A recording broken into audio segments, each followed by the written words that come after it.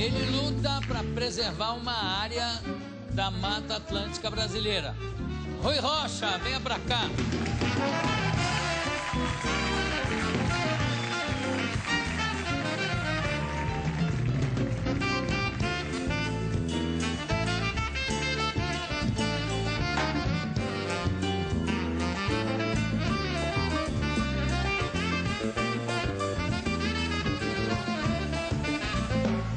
Gostei do seu paletó, gostei mesmo. Muito obrigado. Legal. Foi minha mulher que escolheu. Foi? É. E você que escolheu a mulher, claro. Claro. Foi uma escolha perfeita. Aí pronto, aí não tem... Ela tá aqui com você por acaso, não?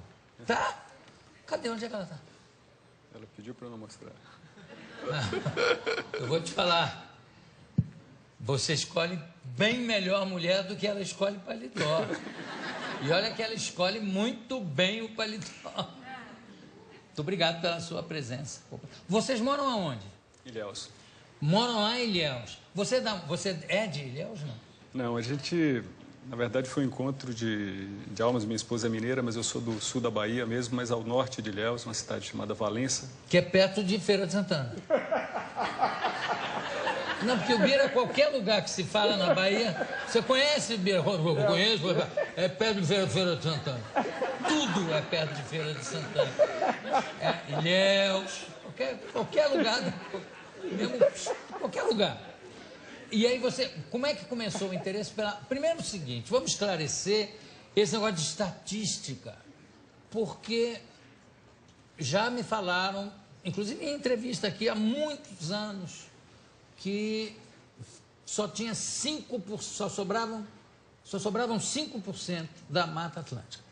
Depois eu li em algum lugar que eram 6%. E agora, na pré, eu soube que tem 10%.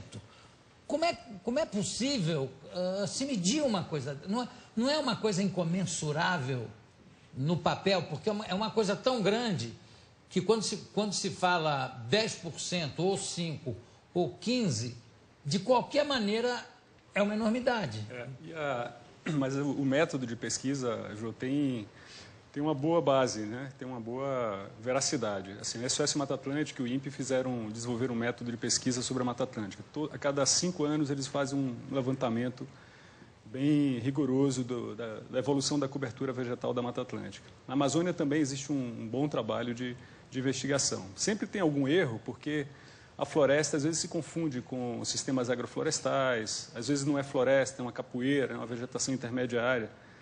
Mas uma coisa que está acontecendo na Mata Atlântica de bom é que a gente já verifica um estacionamento do desmatamento. Então, a Mata Atlântica está meio que parado o processo de desmatamento, embora tenha alguma dinâmica em algumas áreas, mas a gente já percebe que não só ele parou o desmatamento, como ele já começa um processo de regeneração. Pois é, isso que eu digo.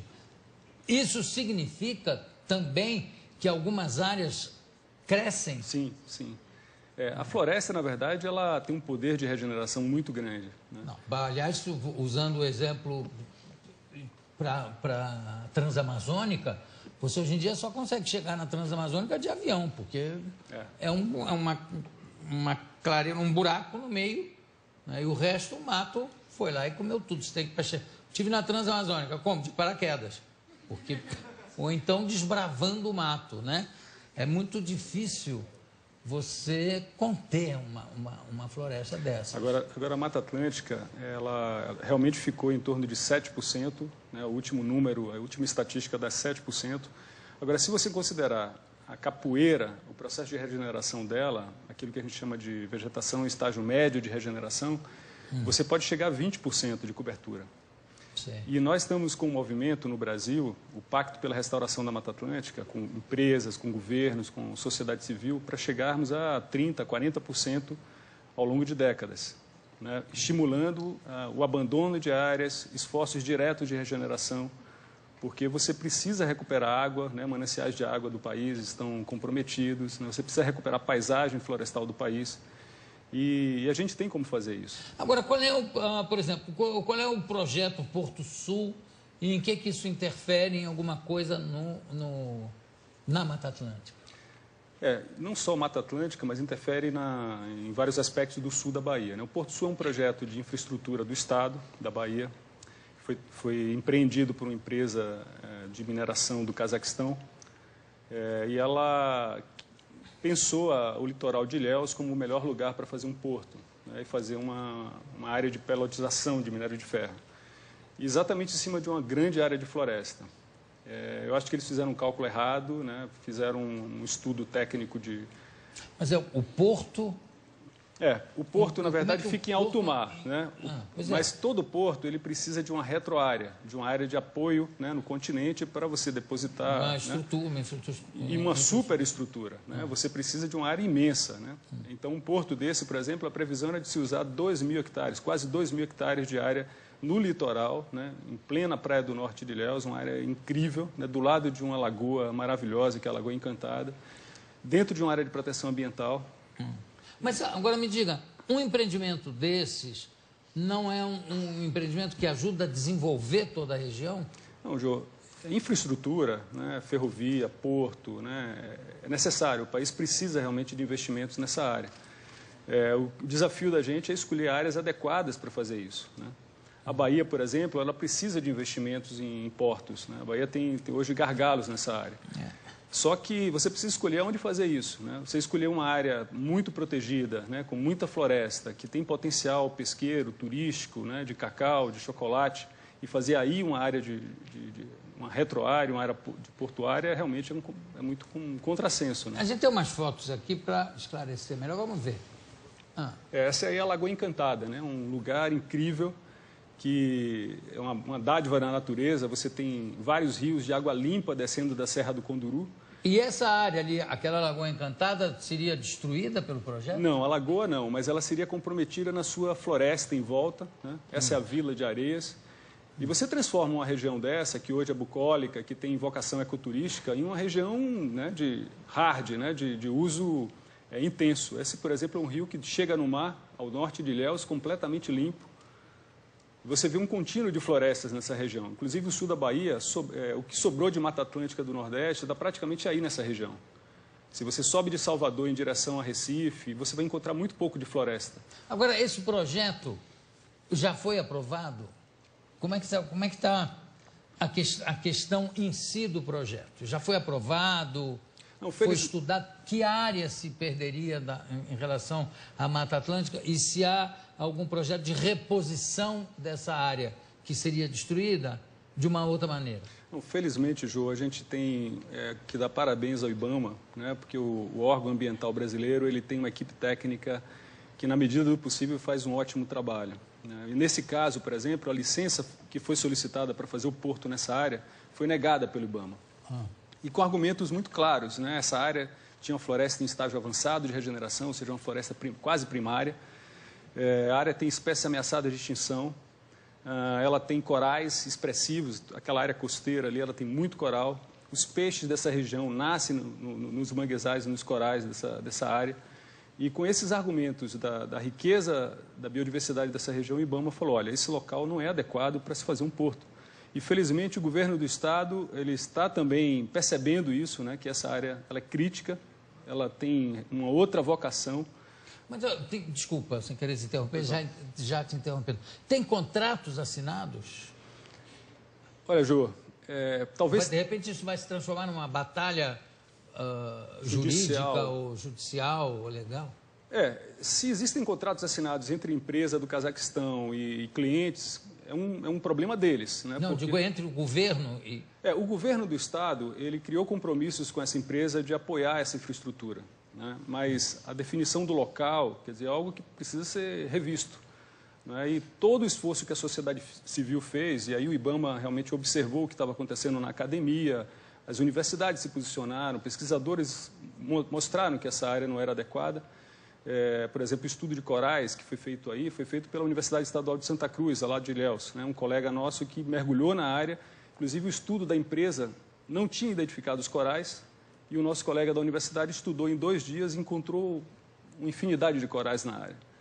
Então, todo o trabalho que foi feito pela pesquisa, pela sociedade civil, reclamando a importância dessa área, motivou o IBAMA, mexeu com o governo do Estado, e agora a gente espera que o governo sustente essa posição de que essa área precisa ser conservada para sempre. E aí não perde o projeto, apenas transfere o projeto para outro local. Sim, a Bahia, Ju, ela tem uma região portuária, que inclusive os estudiosos de logística falam, a Baía de Aratu, dentro da Baía de Todos os Santos, é uma região de grande vocação portuária. Você já tem um complexo petroquímico de Camaçari, que fica perto de Feira de Santana, né? É o Bira. Não é isso, O Bira agora estava lendo, ele também é corretor de imóveis em Osasco, aí ele estava vendo perto de Feira de Santana. Mas se você pegar... Não, né, de outro lado, Ilhéus é litoral. Não diga. A gente está falando completamente outra coisa, mas não tem importância. Estava se falando da área portuária da Holanda, mas não tem importância. Mas aí, então, quer dizer, é possível não perder, porque é um investimento da maior importância para o Estado, não é? Claro, e o que a gente propôs, Jô, na verdade, foi conciliar a conservação com a economia, né? Porque o Brasil precisa de desenvolvimento, a gente tem desafios imensos, né, nessa área. A população brasileira tem ainda déficit de emprego e Nossa. A Bahia, né, é um estado que ainda tem grandes carências. Agora, como são muitos recursos envolvidos, mais do que nunca você precisa fazer planejamento e colocar esses recursos no lugar certo, né? A gente fez um cálculo, a gente pode economizar mais de $1 bilhão só mudando essa área para a Baía de Aratu, né, fazendo aproveitamento de uma outra ferrovia que já existe na Bahia, como a Ferrovia Centro-Atlântica, que passa próximo da mina de ferro que a empresa quer explorar. E você pode usar o Porto de Aratu, que fica dentro da Baía de Todos os Santos. Mas aí teria que fazer uma reforma na ferrovia, sim. E no porto? O porto, na verdade, ampliar ou fazer uma nova área portuária, porque a Baía de Aratu ela é grande, ela tem várias zonas degradadas em volta da Baía, né? Então é possível você criar um terminal privativo para explorar e para dar esse uso da mineração. Bom, eu espero que a campanha de vocês tenha sucesso e ainda bem que tem gente que se preocupa com isso, né? Porque... Jô, e o sul da Bahia também é uma região que precisa de desenvolvimento, mas um outro tipo de desenvolvimento, né? O que a gente colocou muito nessa batalha foi desenvolver o sul da Bahia com a dinâmica portuária de minério de ferro seria um equívoco muito grande, né? O sul da Bahia é considerado um dos lugares mais importantes do mundo para a conservação de biodiversidade. Talvez ali a gente tenha maiores recordes de biodiversidade do planeta, né? Em árvores, em aves, né? Em répteis, uma infinidade. Os corais do sul da Bahia também são muito ricos, pescado. Então, você fazer uma região dessa, que é riquíssima em biologia, em biodiversidade, numa zona portuária, quer dizer, um equívoco. E é uma região que tem grandes vocações, né? O cacau, por exemplo, que é o sul da Bahia, é a região do cacau, né? Você tem 500 mil hectares de cacau. Tem uma produção crescente, que pode se transformar em chocolate, né? Inclusive, eu pedi à sua produção que a gente fizesse uma distribuição de chocolate aqui para todo mundo. Não faz isso.